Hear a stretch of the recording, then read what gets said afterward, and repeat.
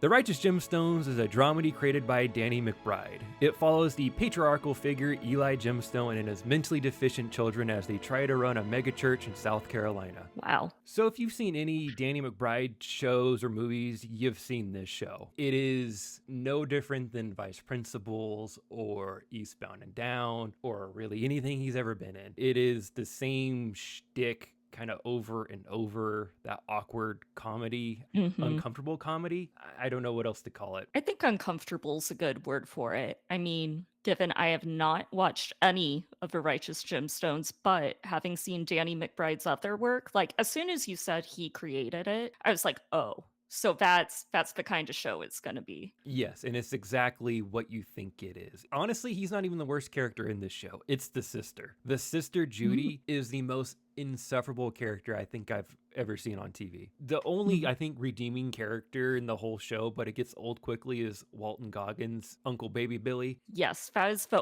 only character I know the name of from the show. It's honestly only one worth knowing. His shtick is funny, but it's one of those, again, it's just like it's overdone at the same time. It's like, okay, we get it. You know, I mean, and there's been 2 moments that I've actually like laughed at the show, and it involved him. Makes sense. And they're both were in season 1 of the show too. Ooh. Yeah. Okay, so early on. Early on. Also, too, I guess, set up a little more of the show. Each season has like the normal episodes, which is 9, but every season has an interlude episode, is what they call it, where it's a completely flashback episode to kind of give you some more history about the family. So like the first interlude was set like in the mid 80s. So like the kids were real, like 8 years old at the time, and then like the next one was like the mid 90s, and then the other one was like in the early 2000s, somewhere around there. Gotcha. Yeah, but there's this whole scene, you may have even seen it because it went pretty viral. It was like Walton Goggins like walks over there as Uncle Baby Billy, and he's like, I got 2 cold beers in my pocket. I got a couple of cold beers in my pocket now. You want one? And then like, give me that Pepsi can, and he pours like a Coors Light in the Pepsi can and gives it to Jesse. I mean, it was a funny moment, and then there's another moment that I'm gonna have to bleep this out, but whatever, I want to tell you. So he's driving along with his like young girlfriend or young wife, and he's like, why don't you come over here and Oh no. Oh.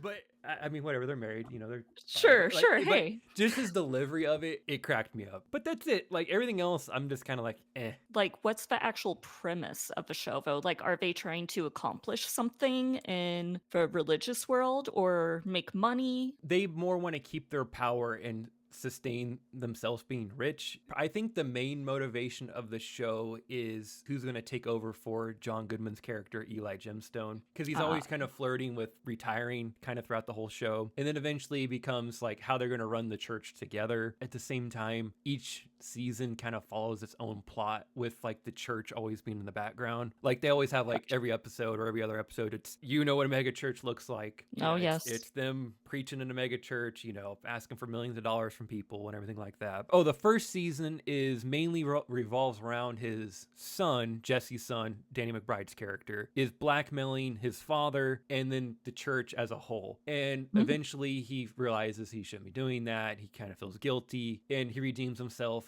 so on and so forth. They kind of save the day, and that's that. That's kind of season 1 in a nutshell. Season 2, it's Jesse and his wife want to invest into like this resort property with Eric Andre, the comedian, and his wife within the show. And it's kind of like a pyramid scheme, snake oil salesman situation. They end up kind of screwing over the gemstones, and it all kind of falls apart. But then the gemstones end up getting the property. All's well, it ends well for them, but everyone else kind of gets destroyed in the process. So in season 3, it was mainly like Jesse becoming the head of the church because Eli's retiring. But season 3 is kind of all over the place and has like this cult subplot with like their cousins.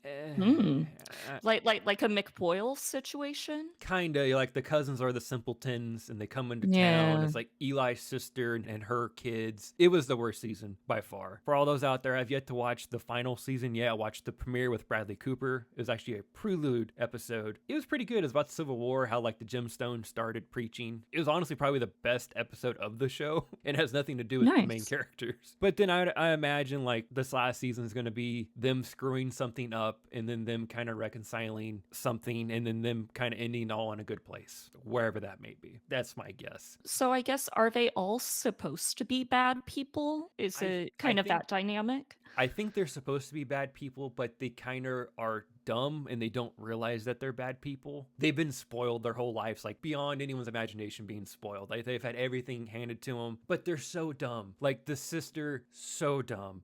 Jesse, so dumb. Even Adam Devine's character, what's his name? Kelvin? Yes. He is incredibly dumb too. And he's like the youth pastor and he's like 30 years old. And he has like subtle love interest with like a guy whose name is Oh, okay. Keith. What you're thinking is Keith. And like there's this whole running gag that they always call him the wrong name. Honestly, their dynamic's not the worst thing about the show. Like it's a nice little dynamic. Yeah, well, I will say Adam Devine, as someone who watched Workaholics a lot when it first came out, he's really good at playing dumb. It comes across as genuine. Like, I don't think he's genuinely that stupid, but it does come across that way very well. So, like, his character sounds believable to me. And No one necessarily sounds appealing. The only appealing character I think the whole show is John Goodman's Eli Gemstone, because he's the only one that's like played straight the whole time and isn't like trying to do a Family Guy cutaway gag. He is like the dramatic character in the cast. They'll have like a dramatic moment or serious moment where you start kind of like leaning forward a little bit, like, oh, this is kind of interesting. And then we got to have the Marvel one-liner after of like, ho, ho, ho, I didn't realize I was, to me, it ruins it. It's just not my style. Getting back to Adam Devine though, like what you think his gimmick is, that's what he is in this show. Like everyone's doing their best of here. McBride's doing his best of. I'm guessing the sister's doing her best of. Adam Devine's doing his best of. I mean, Walton Goggins is at least doing something different. And then I'd even would say like John Goodman is flexing his acting muscles in this to do something a bit different than he usually would do. It's just a weird show. And I am surprised it's so popular at the same time.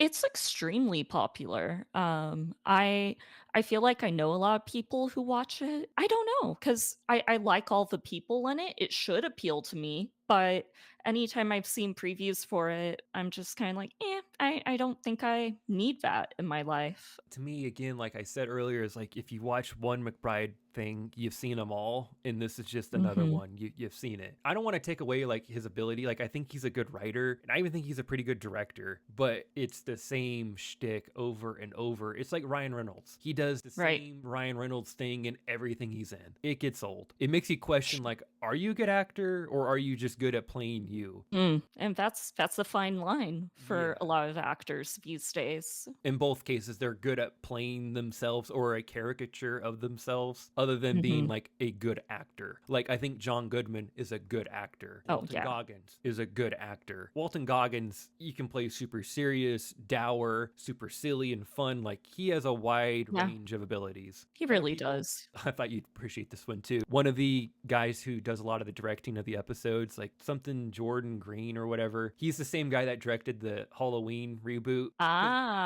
Because him and McBride did that together. They co-created and produced and wrote that together, and then he directed those movies. And I'm like, it comes clear. I don't like those three movies either. Well, the first one's not bad. That is interesting context to have for sure. Wow. I was not aware of that. David Gordon Green is his name. He's done 11 episodes of the show, but he also did Halloween Kills, Halloween Ends. We have yet to discuss that on the internet, but Halloween Ends is such an awful movie. Feel very passionately. I feel like we were misled. But yeah, Righteous Gemstones, I don't know. I just don't get it, nor will I get it. I'm not like trying to bash it just to bash it. Like I genuinely like wanted to like it, and I came at it from a person who wanted to like it. It's just I don't care for it. And I don't know too if the audience is supposed to laugh at the characters or laugh with them. True. Maybe I'm the dumb one. I don't know. I mean, I feel like I could very much appreciate like the satire of it all, given like, South, big mega churches, all of that. It'll be interesting to see how the final season's received in whole. It sounds like a lot of people like it. Like I said, I've yet to watch it. I think the last episode is going to be Kelvin and Keith getting married from what I saw, like a trailer. I'm sure they got in some stupid territory. They did something, and then it's going to be them resolving it, and then like a kind of a HEA at the end. That's my Sure. guess. I honestly don't know that much about it, aside from just random commercials I've seen when watching other Max shows. It sounds like it pretty much is what it looks like from the commercials. Yeah, I can't say I'm swayed either way to watch it, you know? Like I don't feel the need, despite liking so many of the actors in it.